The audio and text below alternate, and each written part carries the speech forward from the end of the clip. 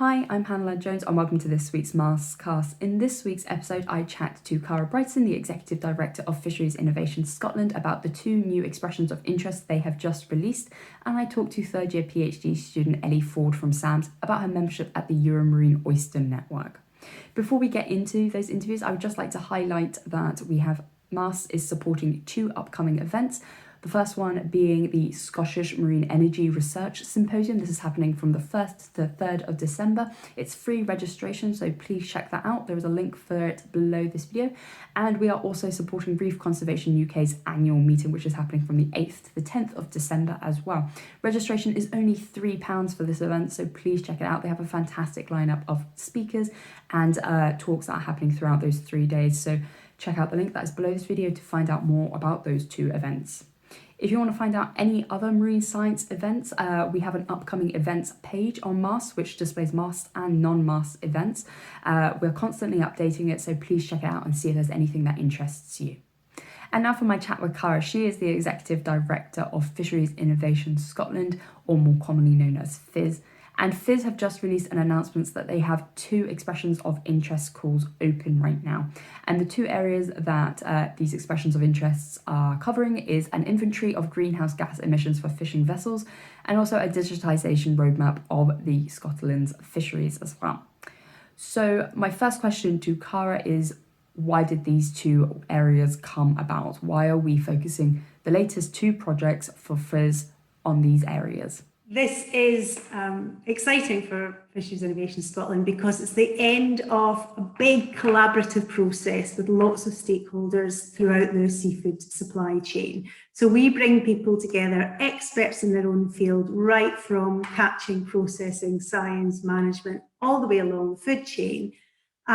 And at the start of this year, we asked our stakeholders, what are those important questions we need to ask ourselves? What innovations do we need to see coming through to create this prosperous future for the seafood industry? And we were talking economically, scientifically, socially, environmentally, the whole thing. Now, it's important to say we asked these questions at the start of the year. And we do know that lots of our friends and colleagues, their priorities will have changed, and we'll keep listening to how those priorities have changed as the year goes on and as we start a new year and hopefully as things reboot and restart. So the two themes that came out very strongly were technology solutions and trying to understand the carbon footprint of fishing vessels. FIS is interested in commissioning projects that create knowledge specific to the Scottish seafood industry, but also then the knowledge can be passed on and utilised to really make a difference. So to find those practical projects, we know we need to do a bit of homework. And that's why we're putting out this call for expression of interest into two almost audits to look into what would digitalisation of the Scottish fishing industry, seafood industry look like, what's possible now, what might be possible in the future, and also to understand what the greenhouse gas emissions from fishing vessels, how do you monitor it, what does it mean? Excellent, excellent. And with this expression of interest, who are you hoping to get engaged with these two calls? FIS's Take on Innovation is about genuine collaboration and bringing people together. And we know, which is why FIS started these expert groups that involve both our members and wider experts, that we want to learn from other sectors, other nations. Academics we will always work with academia and researchers from in lots of different disciplines. So we would very much welcome collaborations. Nobody knows the problems faced or the opportunities that could be grasped by the seafood industry more than the people themselves. And that's why all FIS projects have a steering group made up of our members that help make sure that projects stay on track and that really are relevant to our needs. But we are putting out this call far and wide. It's one of the reasons we wanted to put out expressions of interest, because there'll be people out there who think, I don't know anything about the fishing industry, they wouldn't be interested in us. it would be great to have those conversations to see what we can learn from other people. So for people who are interested in these two projects, potentially one or maybe even both, what are those kind of things that they need to keep in the back of their mind with regards to timelines for this work and potentially how much involvement is going to be needed for these work areas?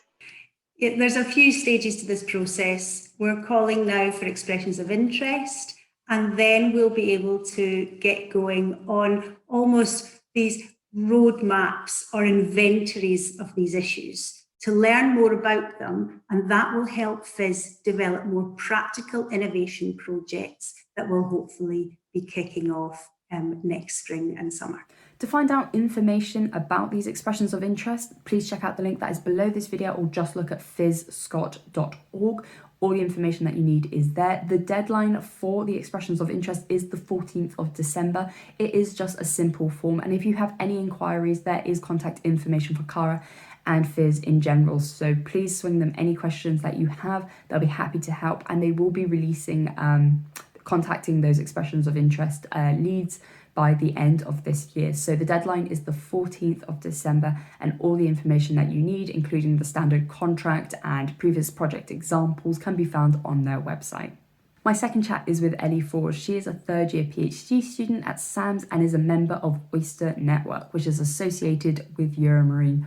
OYSTER stands for Orienting Young Scientists of EuromaRine, and I speak to her about what is OYSTER, what does her membership involve, and what has this network done and has coming up in the next couple of months.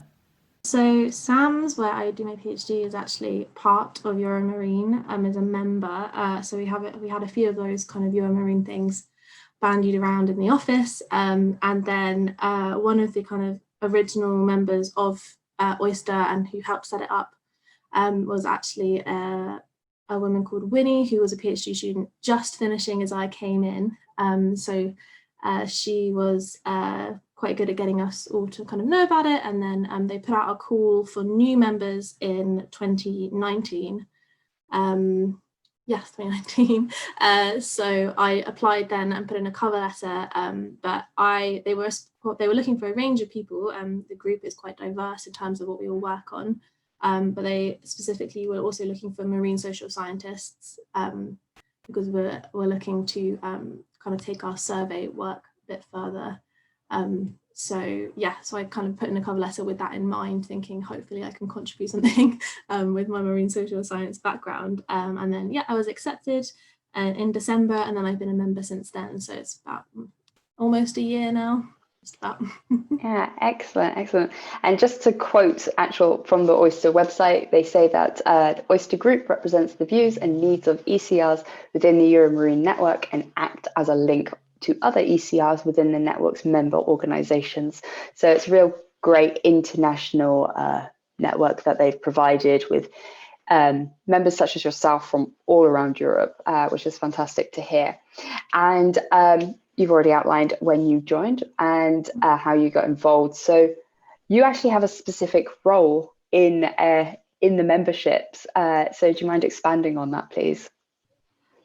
So I have a specific role on the committee. So I am the new members kind of outreach person, as I am a new member. So I thought it'd be good to have someone on the committee who was kind of newer, as the more senior roles are taken by people who have a little bit more experience in the project. And then I also have a role as a social scientist in helping us as a team to develop the survey that we've put out recently, as that was one of the key activities we wanted to get done in 2020. That's great to hear. And what are those opportunities that OYSTER provide for you being a member and all the other people involved as well? And if anyone's looking at it externally as well? So I'll go with the personal aspect first. I love it because it really, I love the European aspect of it. It's really interesting to hear about everything that's happening across all these different European marine institutions. And also from a career point of view, it's provided me with great opportunities in terms of giving me more opportunities to do the social science work that I want to do in the future. But also I think just working in big teams, when you're a PhD student, you are quite solo a lot of the time, making a lot of decisions on your own, or with just your supervisory team. So I think then when a group like this, where everyone is equal, we're all at the same kind of level, and we're trying to make decisions as a collective, I think that's a really useful skill. And also doing that across not just a single institution, but across multiple. So from a career perspective, I think that's really helpful. For people maybe who are members or who are kind of outside EuromaRine, we really want this to be a forum kind of for every ECR in Europe, not just people who are members. We want to be providing opportunities that can be useful for everyone, and we want to do this by engaging firstly with ECRs and trying to get their opinions and what's going on, which is why our surveys this year and I think in 2018 were our real main activities we wanted to get right. And then we also want to be able to provide some kind of tools and repositories for information that ECRs might find useful. So that those are, I would say, our kind of two goals, and then be able to communicate back to the EuromaRine institutions what's kind of going on with early career researchers to help them have a better idea of what's happening, because sometimes that can be a bit of a disconnect, especially with quite large institutions. So sounds like there's already a lot of things happening within this network, but have you got anything that we can know about that's coming up in the next month or so, or way down the line for so at the moment we have a new call for members, which might is a tricky one because it needs to be people from EuromaRine institutions who apply. So I think in Scotland it's only SAMS that actually fits into that category. But if there are any institutions out there who would like to join, there's a lot of information on the EuromaRine page. And then in terms of what we're doing over the next coming months, we've just put out a survey in October and November looking at the impacts of COVID on early career researchers in marine science. So we're going to be hard at work analysing that over the next couple of months. And then we're also setting up a website. So at the moment we're contained within the EuromaRine website, and what we'd like is to set up a kind of independent one.